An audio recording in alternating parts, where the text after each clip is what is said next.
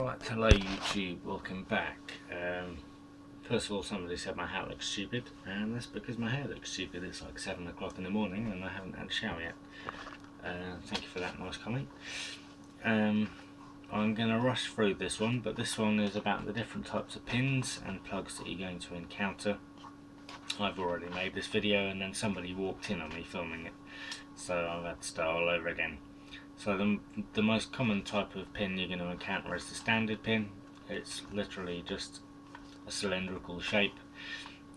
These are at least 90% of locks have at least one standard pin, and when you get your training locks when you're beginning, they'll probably all be standard pins. You start off with a couple, you go up to 3 or 4, then you start picking 5, 6 and 7 pin locks. They're great for learning, getting your feel. Secondly, we have T-pins. Same as standard pins, just slightly tapered at the top and the bottom, kind of barrel shaped. What happens then is that as you lift it up, half of it gets stuck in the top part of the lock and half of it gets stuck in the bottom part of the lock, thus stopping the plug from rotating. Next we have serrated pins. They look like this.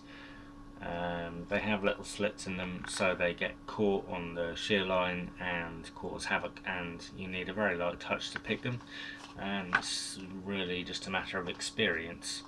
Next we have mushroom pins. Abus locks love mushroom pins. I always found them really difficult until I started watching Lockpicking Lawyers videos, and he was going on about tension, and once you apply heavier tension to the core with the tension tool, you will be able to feel the mushroom pins binding as they get stuck.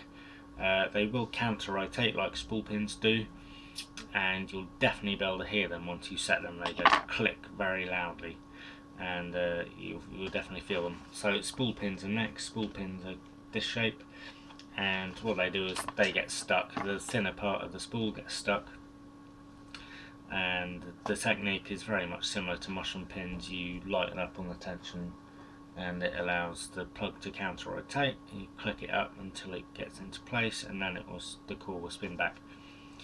Then you have serrated spool pins, which are just a combination of spool pins with serrates in them. Again, they just cause havoc because they get stuck and the serrates get in the way.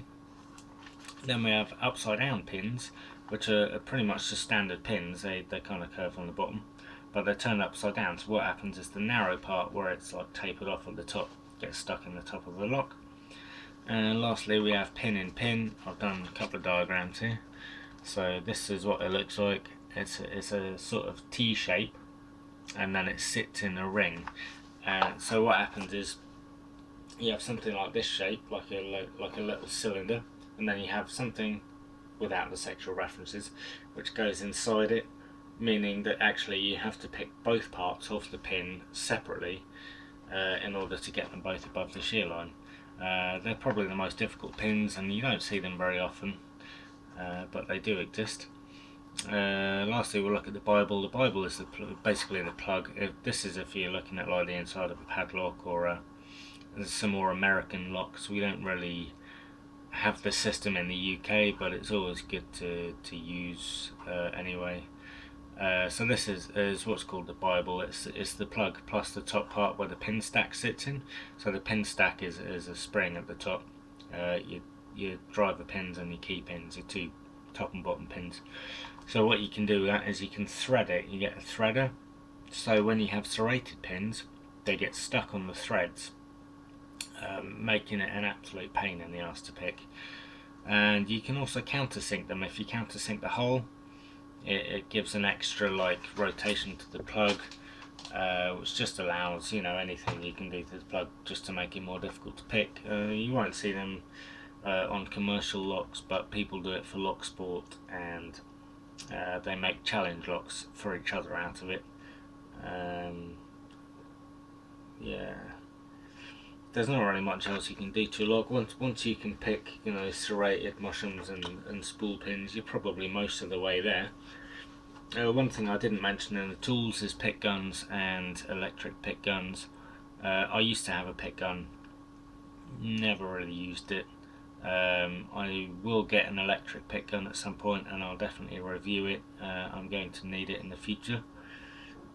And lastly, yeah, I mean there are other tools like obviously letterbox tools and stuff like that. There's Mica, which is a sort of bypass, but I'll cover bypass tools in a different lesson. I'll leave it there for now, and I'll get back to you next time. Bye.